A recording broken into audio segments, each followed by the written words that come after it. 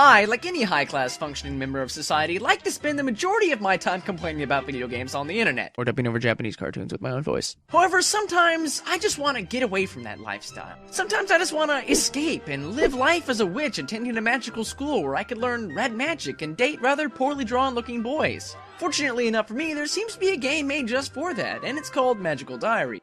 Magical Diary is a game created by Hanako Games and released in 2011. Now, you may remember Hanako Games as the folks that made Princess Murdering Simulator 2012, but rest assured there's no poison chocolates in this game. In Magical Diary, you play as, well, whoever you want, as it has a character customization screen as soon as you hit New Game. After creating your horrible-looking freak of nature, your character recounts how she discovered magic, and is sent to a boarding school where she can learn more of said magic, and hopefully one day become a powerful witch or wizardress or whatever they're called. Now, the first thing you're probably gonna notice is the art, and while it's not really horrible per se, at the same time, it's not exactly what I would call good. It looks really jagged, proportions are off, and holy cow, what is wrong with that person's hand? Looks like some sort of hoof or something. It also suffers from a very bad case of what I like to call, is it a boy or a girl? Now, do you think that's a boy or a girl? Well, you're wrong, it's a boy. Now, do you think that's a boy or a girl? Well, you're wrong again, that one's a girl. Now, do you think that one is a boy or a girl? Well, you're wrong, that's a girl. No, wait, that's a guy. Seriously? That is a man? Are you kidding me? No, I'm not entirely sure why everyone looks as gender confused as they do, but my guess is that they only had a few character models, and they reused them for both sexes. Sometimes without any other determining features to show what sex it is. Moving past that, you'll see the rest of the art in the game is just kind of there. Nothing is really standout good, but at the same time it doesn't make my eyes bleed, so I guess I'll give it at least a pass.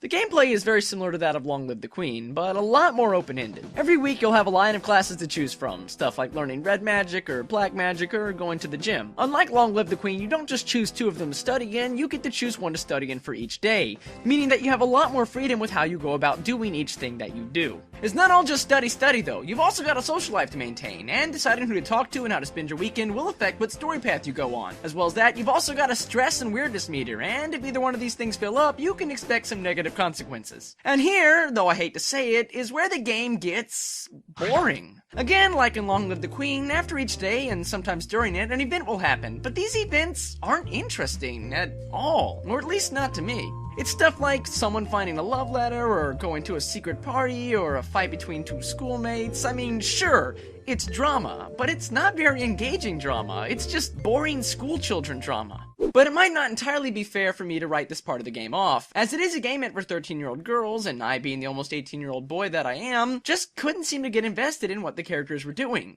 They all felt so shallow, and even the multiple love interests couldn't hold my attention.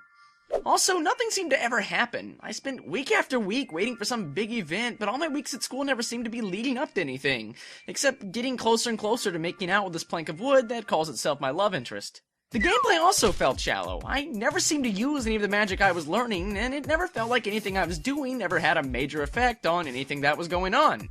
All the choices you get either seem extremely black and white, or seem to have no effect whatsoever. Like this one. I went back and replayed this 3 times and chose a different option, but it didn't seem to make a difference. Ultimately, this is where I just kinda got bored and quit playing, almost 2 hours in. However, like I said, it's meant for 13-year-old girls, not 18-year-old boys. But even so, I'm not entirely sure 13-year-old girls would enjoy this game. I'm not a 13-year-old girl myself, so I have no real way of knowing, but considering how shallow it feels both in its characters and its gameplay, I sort of doubt it could hold anybody's attention for a very long time. At a $15 price tag, I'm afraid I can't really recommend purchasing it, especially at full price. If you're still interested in it, however, there is a free demo available at Hanako Games' website, so you can try it out for yourself. And that's all from me. This has been Mattroks101. Thanks for watching.